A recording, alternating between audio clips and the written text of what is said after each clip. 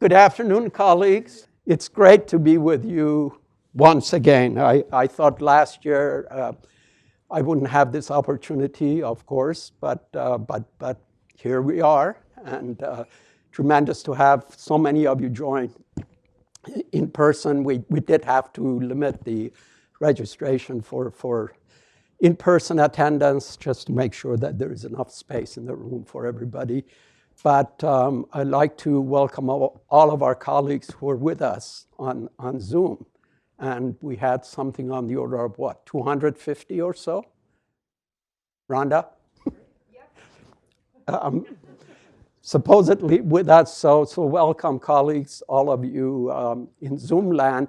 And one of the things that I'm supposed to tell you is that at the end, if we have a little bit of time for Q&A, of course, we'll start off with those who are in the room with us, but the colleagues who are on Zoom, please put in your question in the Q&A part of your Zoom, and Rhonda will repeat the questions, and we'll see if I have the answer.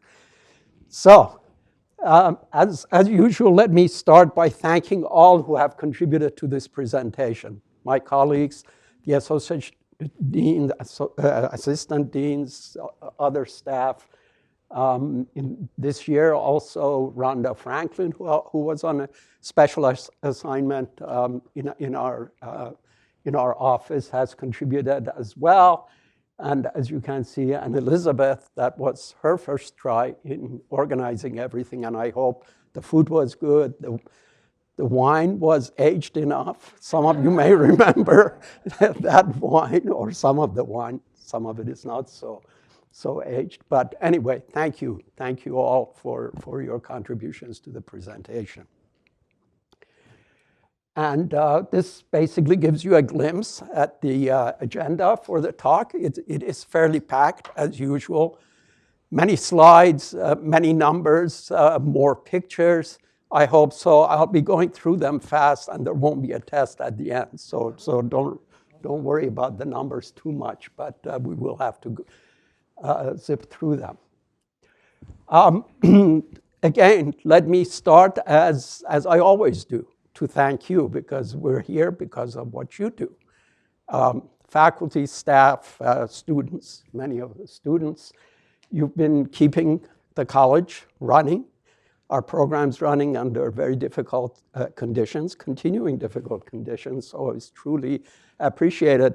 But another thing that, of course, this past year you contributed in many ways is through your paychecks, because we did have the salary reductions for most, many certainly, and that really helped the college's 2021 budget. So I truly appreciate every which way that you have and continue to contribute to the college. So thank you. I also always like to give a special appreciation to those who don't have the flexibilities that many of us have to work remotely when we want or when we can, and really schedule our times the way we do often as faculty in particular. So special thanks again to those who work in the front lines, have special care responsibilities, and many of you do as well, and provide the essential services. So great appreciation to all. Last year, I highlighted the heroic work of our colleagues in chemistry in creating the kits for the beginning chemistry laboratory as an example of special things that you all have been doing. And I'd like to give another couple of examples of those special projects, this time with physics and biomedical engineering. So a couple of photos of what those colleagues have done. Physics has also created these laboratory kits covering both the mechanical side and the electrical side. So they've covered everything, as you can see. And they've put together kits, just as chemistry had put them, and taken care of business that way. So greatly appreciated for that creativity. Similarly, in biomedical engineering, our colleague Steve Slitterman MD. Steve is an MD, but he's a better electronics engineer than I am. I can tell you that. Just look at that thing that he's put together. So Steve also put kits and training modules and various things for the BME Electronics Home Lab kits. So I'm very pleased to highlight that work as well. And as you can see, BME also put together those kits and distributed them to the students and so forth. But of course, the big news, the biggest news of the past few months is the transition in the leadership of the college.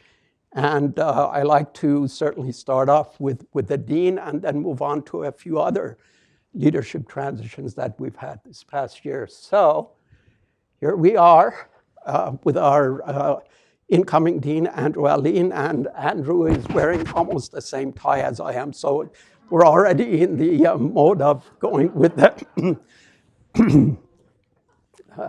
this right. So, Andrew, welcome, and please take on. It's great to have you with us. Andrew will share some remarks.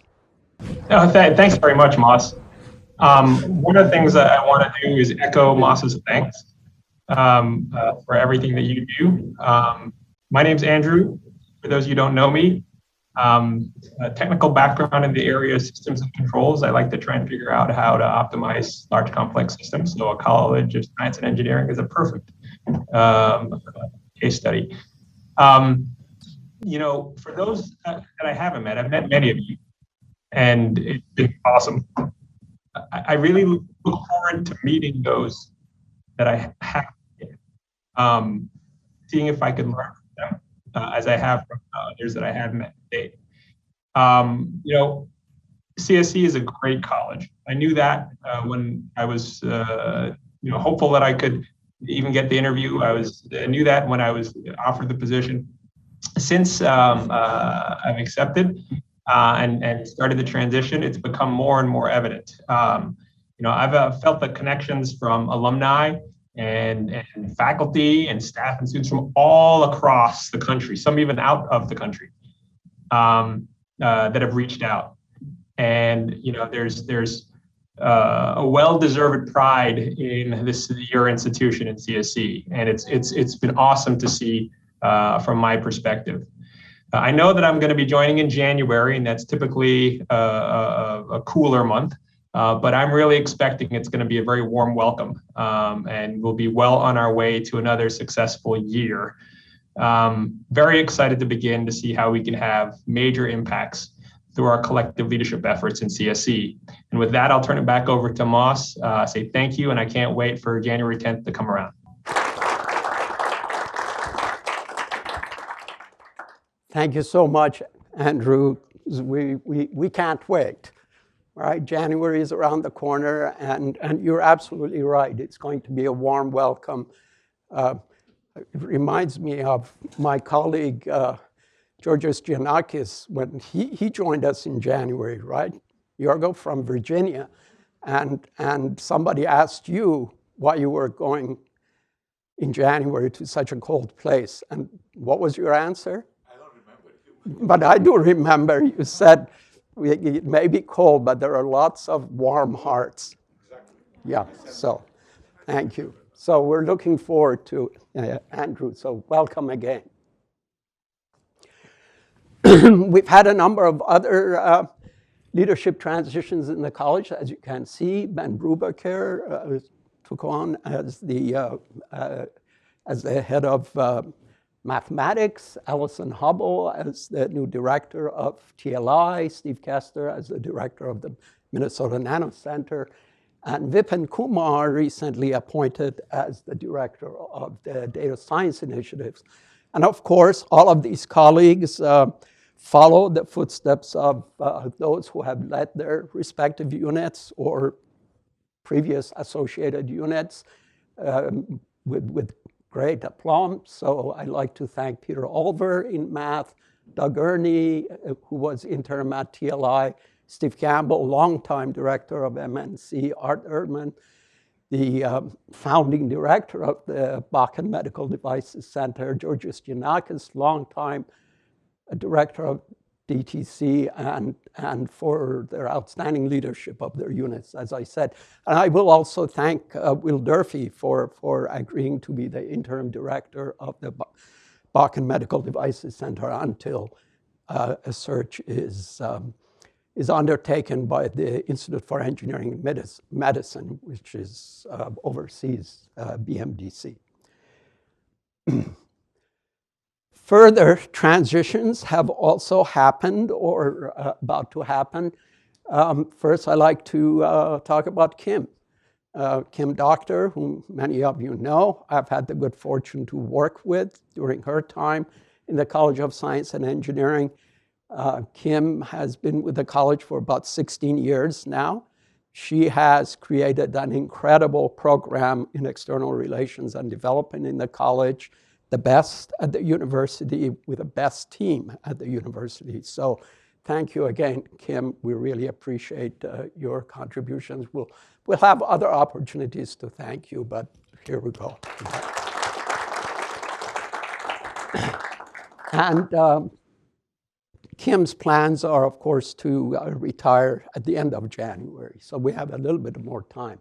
In the meantime, we're very fortunate that one of Kim's team members, Courtney Billing, has agreed to be the interim once Kim retires. So she's currently the interim assistant dean designate for external relations. So thank you, Courtney. We lost a great colleague, Joy Wise Davis, who served the college as HR director for about 4 years, but there was a more interesting or bigger opportunity in the School of Dentistry. So Joy has moved on to dentistry, so we appreciate that. And Susan Kubitschek retired as well as after a storied tenure in student affairs in the college. So greatly appreciative of Susan's contribution. But we've been very fortunate to have Mark Shervam replace, basically take over from Susan's position. And Mark has had a glowing start in that position. So very fortunate for that. Now we go quickly to some numbers. As I mentioned, things haven't changed a whole lot compared to last year in terms of employee numbers. I think the one that is obviously of major concern is the reduction in staff. And I know this is because of the budget issues and because of the freezes that we've been operating under, both for faculty and staff. And of course, any reduction in those positions means more work for the staff who exist. So I'm doubly appreciative of those contributions by the staff. And the same goes for faculty, of course. And we again operated under not a full freeze, but we operated on frost, I would say. So we were able to hire a few new faculty colleagues, but it certainly was not a recovery to the numbers that we had pre-COVID. So compared to pre-COVID, we're still down about 12 faculty positions at the beginning of the fall. Then later in the fall, it became even more. But that's the way things are. So I like to, the trends really don't show a whole lot anymore, as I just basically highlighted what I'd shown you. What you can see is the staff one, which is troubling, clearly. Now, a lot of things are happening, as you know, in the university. There's this peak project and other things happening along with the hiring freezes and frosts and various forms that the university has established and the budget challenges, ups and downs. So we're waiting for those to work themselves out. And I'm really hopeful that we can begin to turn the corner and move these in the right direction. Talking about new faculty, we have a number of new colleagues, most of whom have already arrived. are here, and some of whom will be joining us during the spring semester. So as you can see, a great group of colleagues. I'll just thumb through because of time. As you can see, and two more at the end. So we have been able to continue that replenishment to some extent. What we're hoping is that we do better this year. We've certainly received approval for a larger number of searches this year. So perhaps if all the plans work out and we have successful searches, that maybe by next fall, certainly next year, we'll be back at least to the numbers pre-COVID, to 2019. Similarly, as always, we have many faculty colleagues, staff and students who've received awards. And again, my apologies if we have not covered all of them. So many awards are given to the community, but we tend to highlight the ones that either externally or at a larger level within professional societies, scientific societies, or at the college and university level. So the ones that are highlighted here are, of course, two colleagues, as you can see, in National Academy of Inventors. And the three around this all happened, just came about. So congratulations to Georges Giannakis, Ned Mohan, Rhonda Franklin. It turns out that IEEE Board of Directors meets in early November. So the results of IEEE-wide awards just were announced. So therefore, and apparently the same thing happens in Greece. So we got this news just very recent. So congratulations, colleagues. It was great. University level awards, as you can see, we have SAFE with the McKnight Presidential Professorship, Northrop Professorship for Renee, McKnight Presidential Fellow Awards for colleagues, Distinguished McKnight University Professorship. We had one last year, but fortunate with four for the land grant professorships. So congratulations to those colleagues. And similarly for the Morse Alumni Association Awards for contributions to undergraduate education, as you can see, and the Community Engaged Scholar Award, which I'm not sure we've had one before. So congratulations to Krista Oeng for that recognition. It's tremendous. And for advising the John Tate Award for Excellence, to Casey. Faculty awards within the college. We have done recognitions of these already.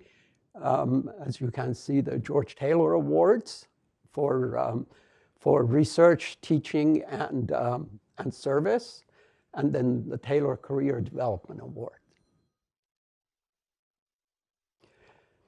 Similarly, we had a great year, again, with the career awards. As you can see, we had 8 colleagues who received career awards this past year. And again, as I said, I will repeat that our apologies if we haven't caught some that we may have missed. But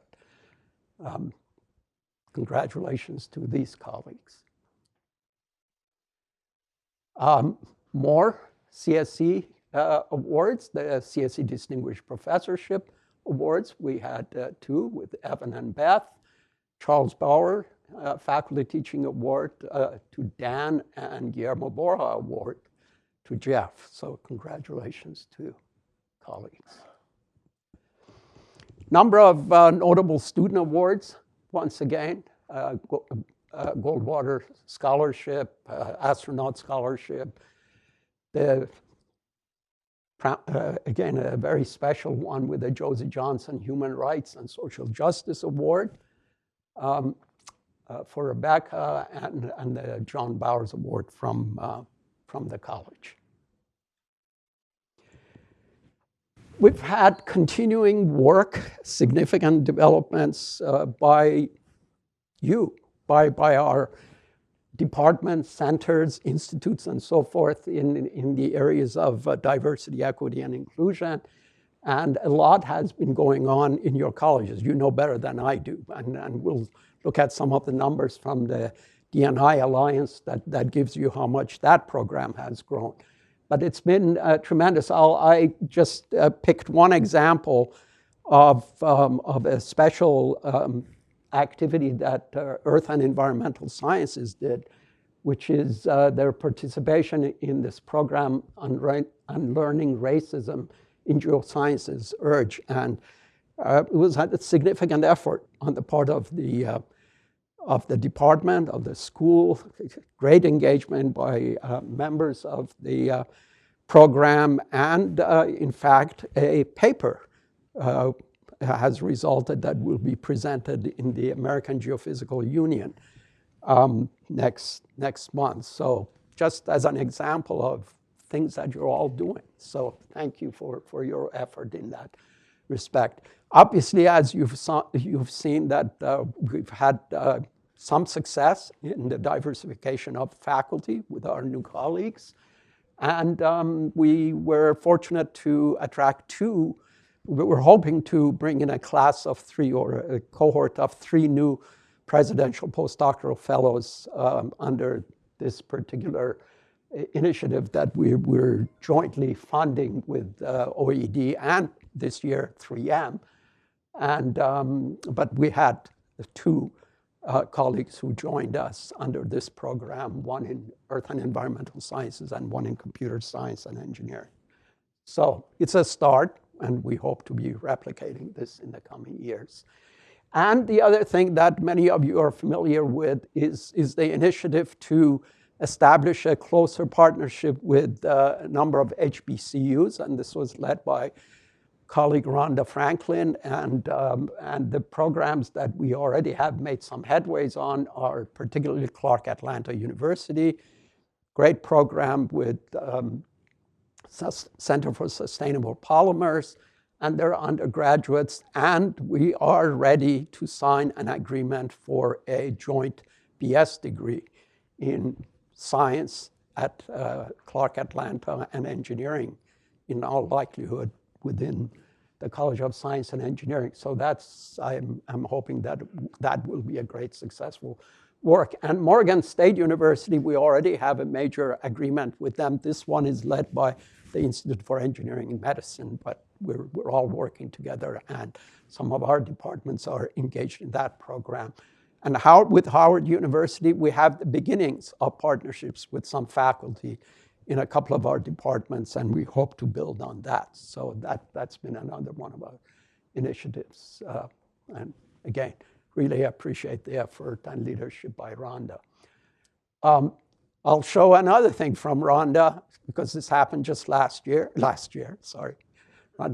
week, is another example of the kinds of things, initiatives that our units are doing. This is through IEM and through the leadership of Rhonda Franklin and Chris Pennell from medical school, is their work in bringing in students. These are sophomores, juniors, and seniors primarily from core urban schools to get them excited about STEM, and obviously with applications in health. But it really shows them how impactful engineering and science can be in areas that perhaps they have more immediate interaction with. So it's a very successful program. And Rhonda, how many did you have attending this year? About 20-something online. Yeah, so nearly 200 participated in a whole day. It was a day-long program. It was an exciting program as I looked at it. So things like that happen. And of course, the leadership of the Alliance has continued to expand. You can see some of the programs that the Alliance has been working on, partnering with college to promote applications to NSF STEM, excuse me, hosting various workshops, analyzing the results for benchmarks and so on, and just generally doing great number of initiatives that connect us all and educates us all in the areas of diversity and inclusion. I want to take the opportunity in particular to thank Cara Santelli and Edgar Arriaga for their leadership. They basically started. They've been the starting leaders, co-leaders of this program since its inception, and so I greatly appreciate it for their leadership for the past 2.5 years. I thank Mark Gotthelf, them, for agreeing to be one of the co-leads starting in January, and the Alliance is looking for another co-lead from the faculty ranks to join the Alliance and lead the effort. So thank you again, Cara and Edgar and Mark. This gives you an idea where the Alliance has been going. The number of champions and programs have really been expanding significantly. As you can see, we're 500 champions now within the college. This just has continued to increase significantly across the college. So thank you all of you who are engaged in this important work with the Alliance. All right, let's take a look at numbers. You remember that 3 years ago, we established a goal of increasing the incoming undergraduate class, the freshman class, by roughly about 300 within 3 years, with the idea that over time, within about 6 years, if we stayed at that level, that we would increase, the undergraduate enrollment by roughly about 25%. Last year, we had a bit of a hiccup because of COVID, and the numbers went down. As you can imagine, not surprisingly, I'm very pleased to report that we've reached our goal. We've absolutely met the goal. So this fall, we had an incoming class, freshman class of over 1,400, or about 1,452. A very diverse group, about 31% or so women in the class, and I'll show you some numbers about the rest of the makeup of the students. The transfer numbers have continued to go down. Fortunately, this is a national phenomenon. It's across the whole university, and this is something that obviously will take the college some time to decide, and the university, some new approaches and ways of dealing with it, dropping the transfers. Degrees, all the other numbers were up this past year, as you can see, so those are all good news. This gives you an idea about how the freshman population has increased. As you can see, other than this dip from last year, we've continued this increase, and now with a big jump compared to last year, we are where we wanted to be this fall and had planned it with the university. The number of applicants has been going down the past few years, but this has not affected the quality of the students. It's just the way the applications have essentially been working out, that the students who are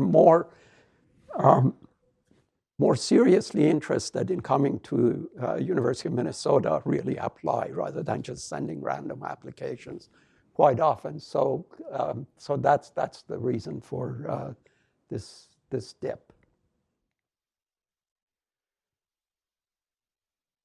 The one thing that I do like to point out is the continuing increase of the students of color. As you can see, that has continued to go up significantly. The international student, as a matter of percentages, has stayed essentially constant. But since our numbers have gone up in absolute numbers, actually the number of international students in this year's class is up as well. And you can see the numbers here if you, let's see what it was. Yeah. I guess the things that we always look at and look for some movement, some serious movement in these areas are the percentage of Black students. 4.5% this year actually is an improvement. It is still really low. So this has been difficult to shift, but it has made a significant improvement on a percentage basis. And similarly, the Hispanic, but the Hispanic Latinx has been going up a little bit more, but roughly at that 4 to 4.5%. The Asian side of the population has continued to grow significantly more, as you can see, and that really plays into this significant increase into the numbers. With women, we did have a dip again last year, but we've recovered on that basis. And again, because the number of students coming in is larger now, the actual numbers of women are also larger. The four-year graduation rate has continued to improve and increase. It's really impressive when you think about in comparison with other colleges of engineering. This is really an impressive number, over 76% on four-year graduation rate. So congratulations, again, to the work that all of you do in training these students and working on their success, both on the faculty side and the staff side. And of course, the 5- and 6-year graduations are way up there. Within the metrics that the university likes to have, these are very, very, very good numbers. But we will continue to work on them. There was a little bit of a dip in the career outcomes last year, as you know, because a lot of companies slowed down their hiring. But about 91.3%, that's still a pretty good number. We hope certainly that this year we'll catch up and get back in the mid-90s. In that respect. One thing that I noticed is that there was a larger number going to graduate school than has been more recently, obviously, with the job situation. Graduate trends also were positive this year. We did get a hit last year, not surprisingly, with a lot of students, international students not being able to come. But they're up, as you can see.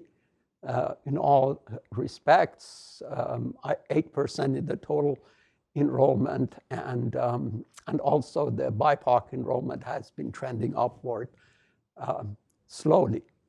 But, yeah, so the slopes from last year are good. Let's hope that they keep continuing to go in the right direction. One of the things that has happened, is, as we've talked about this before, is that our master's enrollments have been down the past few years, certainly since about 2015, 16, and that to a large extent has been because of our largest master's program back then, which was electrical and computer engineering, and the number of master's enrollments for various reasons have been down in that, and that has brought the total master's population down. All right, few items on research. Sponsored research, we had a slight increase, so it's good. We wish it were better. And similarly, with the indirect costs, we had some increase, and that was very welcome news. We did have a 27th pay periods, which did help this past year with that part of the budget, but we're happy with that. And that gives you some idea about the number of proposals that have been submitted and how much has been funded. So that has gone up year over year as well, and that is good news. Similarly, with technology commercialization, some numbers there, as you can see. licensing agreements have increased, and I guess I'll leave it at that. Maybe we weren't inventing quite as many, but that's not much of a drop. All right, a few other developments. In the area of data science, we've had, the college has had conversations over the past year or so about what to do about data science, and some of you have heard about this already with Digital Technology Center graduating in June 2021, and following a study and issuance of a CSE task force on data science, we have started an initiative. There's no center or institute, not at this point, called data science, but an initiative to really start putting things together and reorganizing around the broad area of data science. And we're fortunate to have Vipin Kumar agreeing to lead that effort for the college. So Vipin started as director of the Data Science Initiative October 1st.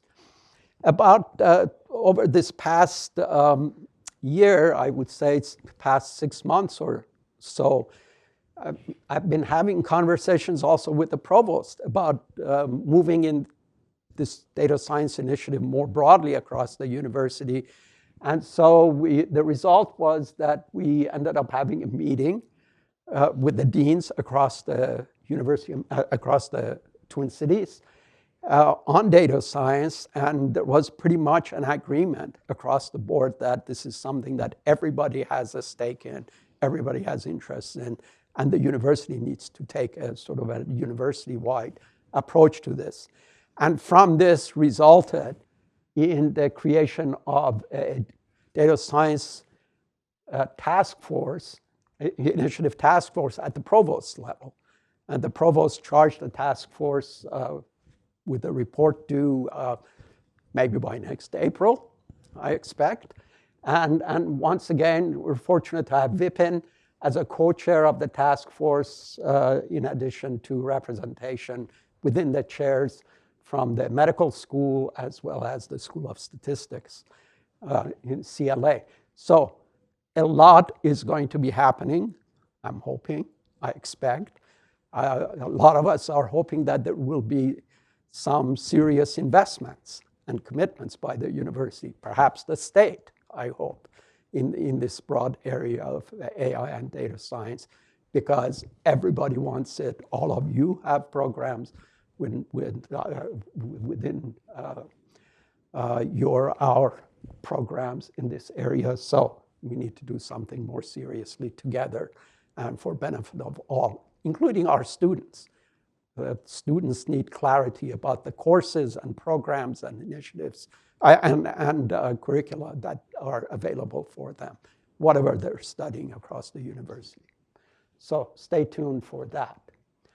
Another interesting, exciting development is, many of you know about the collaboration with the College of Science and Engineering, Carlson School, and Technology Commercialization in the area of entrepreneurship and innovation. This has been supported by the National Science Foundation. We've had 4 grants over the past 7 years or so under the Innovation Core program of NSF, I-Core. And NSF changed their approach to I-Core funding and decided to go for large regional efforts in this area. So as part of that, we joined with the University of Michigan being lead.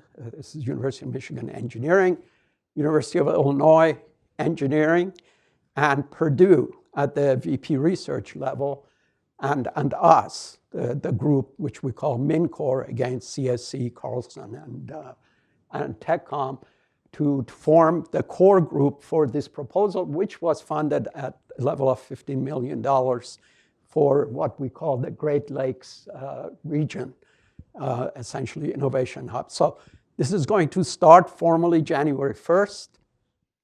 And so we're excited. to work not only with the core group of universities, but there are also 7 affiliate schools within the Midwest who are going to work with us in pushing this whole area of innovation and entrepreneurship forward. So stay tuned on that. All right, now I'm going to just go quickly through a number of news items. So, I mean, you all do such great stuff. We can't cover them all, but Joe thought that these would be good ones to pass on so you see the diversity of what happens in the college. So these are news pieces. You can go to the CSE website and read more about them and see the variety of work that goes on. Light matter mixture, from scooters to light matter mixture to DNA-based therapies to colliding stars. I mean, we do amazing things from the nano, micro, whatever you want to call it, to the mega and beyond. Conductive nature in crystal structures and so forth. The heart valve from Bob Tranquillo's program that grows with the recipient. Ocean bacteria. Something that we're all looking for. So to get better at beating cancer. On the energy side, and of course, the launch of a new center. And this is the new Center for Medical Device Cybersecurity that has now been launched with support from industry. So we're excited about that initiative as well. All right, as Joe would tell you, there's a lot to look ahead. I mean, I don't have to tell you, a lot is happening in DC. Money is being committed to infrastructure on the technology in research and development, and the funding agencies having increased in their budgets. So a lot of new opportunities for all of us to take advantage of. All right, a few words about the finances, and there isn't a whole lot that, if you look at the pie charts from the past, there's a little bit of a difference in how we divided these, but essentially not a whole lot to talk about that's new. And surprising, the thing to remind us all is the importance of tuition.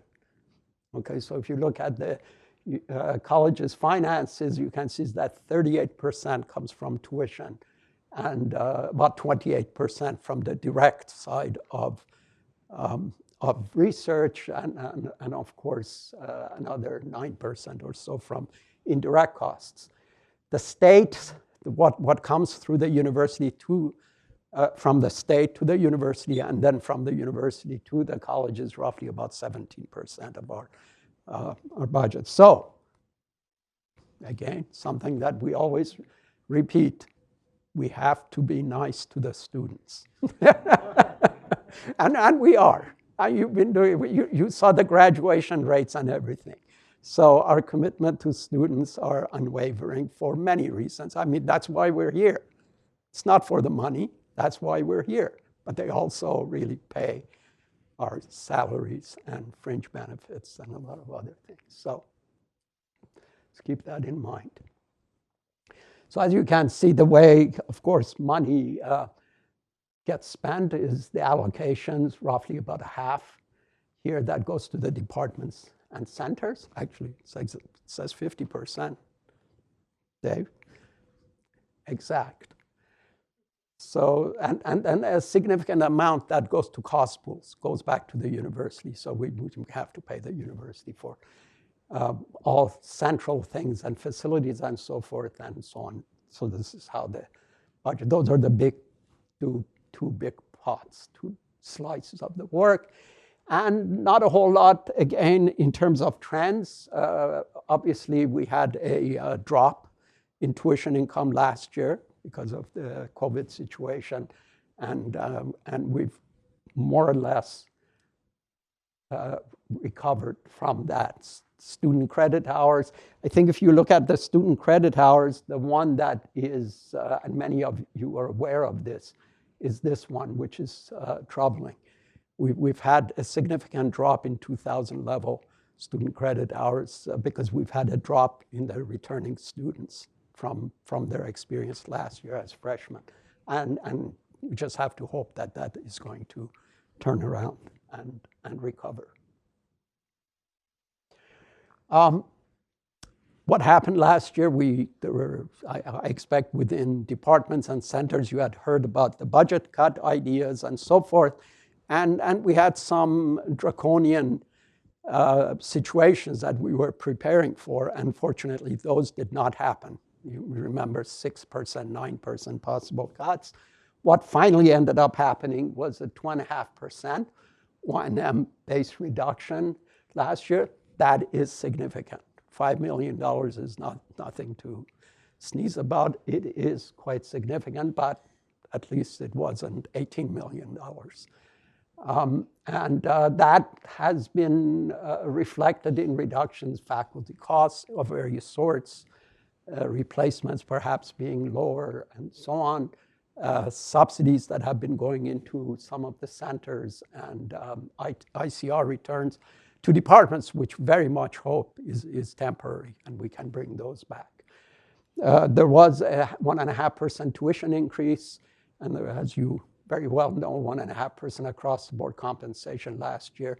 And based on all of these, our expectation is that the college will meet its revenue target this year, which is good news. I mean, given everything else that has been happening.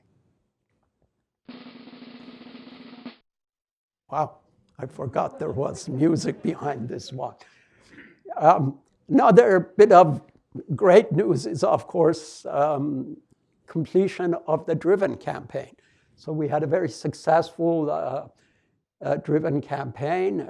Thank you again, Kim and colleagues, the team. We had, originally, the campaign goal was $250 million. Then, since we were ahead of that goal, it was upped to $285 million. And the good news last year was that it went over $310 million, so $313 million. So that was great. So we're extremely grateful for all those contributions. As you can see, these go into student support. As you can see, large, over 100 million. The faculty support, similar type of numbers for facilities and infrastructure and other types of initiatives across the board. So great outcome. What I want to focus on as part of this is the generosity of staff and faculty to this campaign. So $19 million were given to the campaign by staff and faculty of the College of Science and Engineering. So thank you all so much for your generosity, for your contributions, and please give yourself a hand.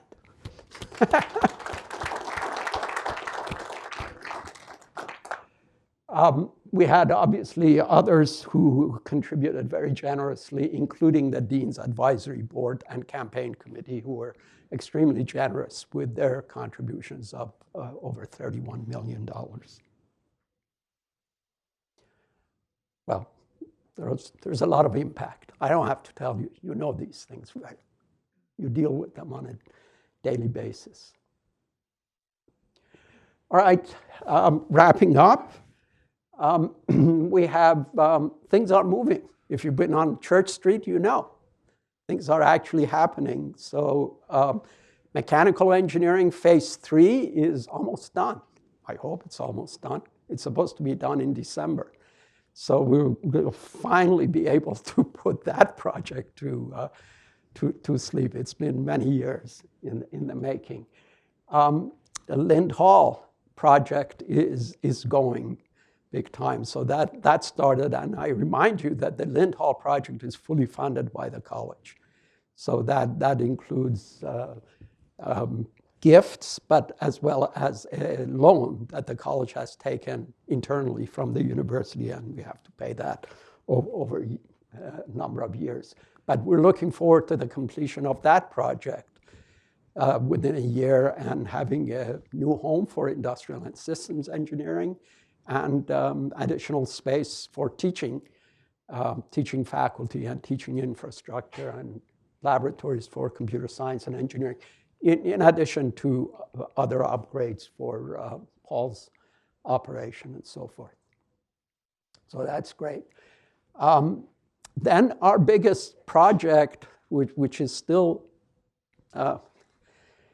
we're waiting for pay dirt, so to speak. So the chemistry teaching laboratory bonding bill or bonding request by the university has been submitted. It is the highest priority as far as the university is concerned in their request outside of HEPR. HEPR is always the highest priority to the betterment of facilities, but that cost has been going up because as you wait, inflation catches up with you, and with the supply chains and everything else that are happening, the cost of that project now has gone to about $108 million. So it's a very large project. We're still very hopeful, thanks to David, Chuck, wherever you are. You've all been working very hard on this, and we're working. We're working at it to make the case to the legislature, and the university is helping us with that. The other things that, and I'll show you some photos, the other things that are newer, we had not talked about before, is biomedical engineering is having their teaching laboratories upgraded significantly. This is a project with a medical school, so we're very happy about that collaboration. So we're looking forward to some very nice labs for BME.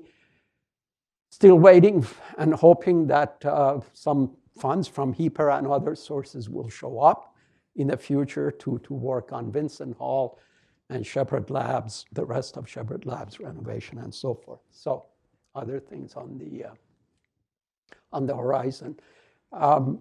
This is just some artist drawings for Lind Hall, as you can see. Basement of Lind Hall that is going to be redone. And this is the way the chem teaching lab is going to look like. I mean, the design has been completed, it's shovel ready. We just need the money. As you may remember that the state, the legislature already gave us $3.5 million to help us with the design. So yeah, I look at these pictures, I want to go back and take chemistry. Look at that. Wouldn't you like to take chemistry? Looking at the river. So let's hope that this is a winner. Well, this is it. So it truly has been an honor and a privilege to really work in the dean's office the past almost 17 years. The bottom line is I'm going to move back to my office in this building. It's been 17 years. I have a lot of learning to do about how to teach. How to teach the new generation of students, because they are a new generation of students with new technology, frankly, that I have not taught with. And so I'm excited and apprehensive at the same time. So I need all your help. Give me advice. That's what I'll be planning on doing. So thank you all. And any questions? Again, we start with our colleagues here, and any questions, there are a couple of questions later from Zoom. So thank you.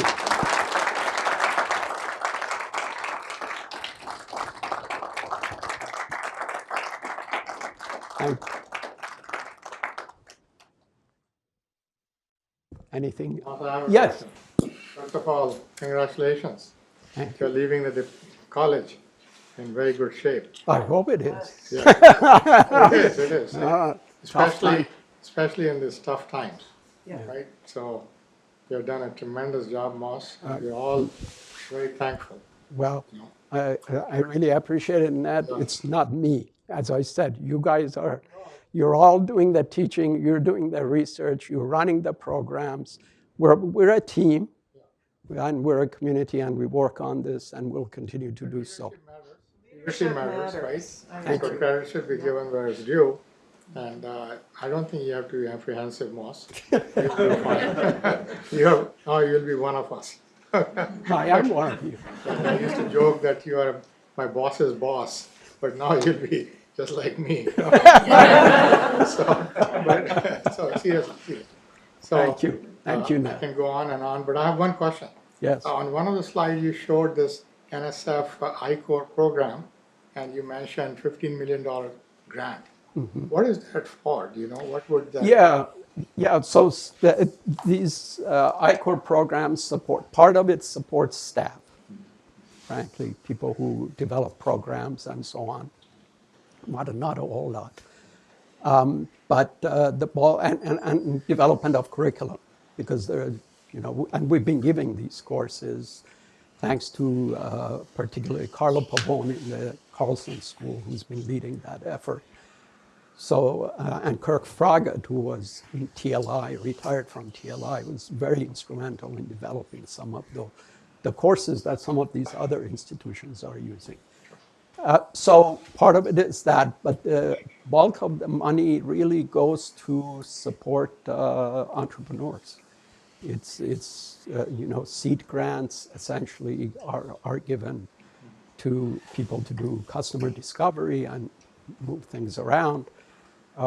But this particular program in particular has many other dimensions. The issues around D&I are a big part of it within entrepreneurship programs that are developed around that.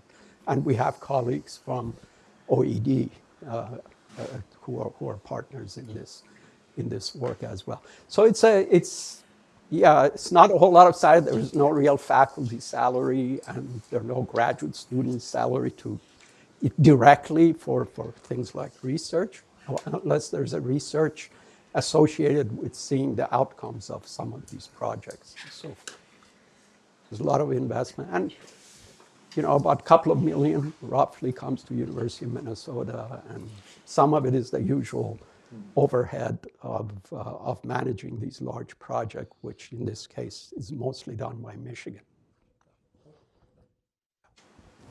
Yes. Thank you, Moss. I echo Ned to thank you for your leadership on multiple fronts. You stepped in before my time at the U in ECE when ECE had some challenges with the chairman, and you solved those. I know you're going to say no, but you did. At the dean's office, similarly, during a tough time, you stepped in and led it with dignity, with strength, with humility, and with wisdom. Thank you for being such a superb colleague, leader, mentor to all of us. Thank you, Matsui. Appreciate it. I'm not sure where you got the first part of this. I heard No. yeah, from other colleagues. All right. Thank you. Yes. We have a couple of questions online here. The first one is, the percentage of women in the freshman class has been roughly flat since 2015. What are you doing what are we doing to attract more women to CSE? And what percentage are graduating of that approximately 30%? Yeah, it's a good question. And where is Paul? There is no Paul. I can't give you exact numbers. I'm guessing back that about in the graduating class, it may be in the 28%, 27, 28% women. I mean, we're doing all we can in that respect. And we have programs across the board. I showed you some. For example, we work with Medtronic. Medtronic is a great partner with our Women in Engineering program. They help us mentor women. They work with the SWE and others, the VICE program within the College of Science and Engineering in particular, to help both with the current students as well as with our recruiting effort, because SWE has been such a critical part of what we do, along with our broader attractions. I should tell you that, and this is not an excuse, but when we compare with other colleges of engineering, our peer institutions, we are behind the absolute top privates who are very selective. So Cornell, MIT, people like that. They tend to now be attracting closer to 50% women. But they're very selective, and they can just pick and choose however they want to. But when we compare with the public peers, we're actually one of the better ones. It's not an excuse, but we're not doing worse. If anything, compared to many, we are doing better. And Paul did comment in the chat that it was 28% 28%, graduating. yeah, so. that's what I thought. There's one more question here. It says, it seems from the presentation that the faculty and staff numbers have decreased in recent years, and the number of students in the college has increased according to the plan. This is leading to large class sizes in my department, which is computer science, and is generally perceived as unsustainable by faculty that I talk to. Please comment on how the college plans to address this divergence. We do not want to turn qualified students away, but we need a plan for responsible growth. Very good question. What I can tell you is that with respect to a program like computer, because the growth has been in computer science. That's been the biggest part of the growth by far. And in computer science, that's a major challenge. And again, it's a challenge that many are facing. What I can tell you is that computer science essentially has a blank check, has had a blank check from the college to hire TAs and to hire teaching faculty in particular, and hire, to the extent that the college could have decided on searches. Last year we couldn't. That was determined by the provost. They've had open searches within the college. So that's the best we can do. So then the alternative is now to reduce actually the admission to the major, which one can do, which I don't think, and I'm grateful for for our colleagues in computer science not to have taken that path, because that is certainly an approach which we hope will not happen. Now, this year things have slowed down in that respect, so we don't know. We don't know what the future is going to be. I don't expect that the demand will go down significantly, but whether it's flattened out, no, we don't know. We have to see. But it's a great question, of course, for the next dean. Because I don't have anything to offer right now.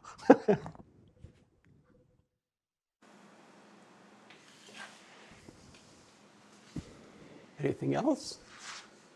Well, if not, then have a wonderful Thanksgiving break and be safe and well.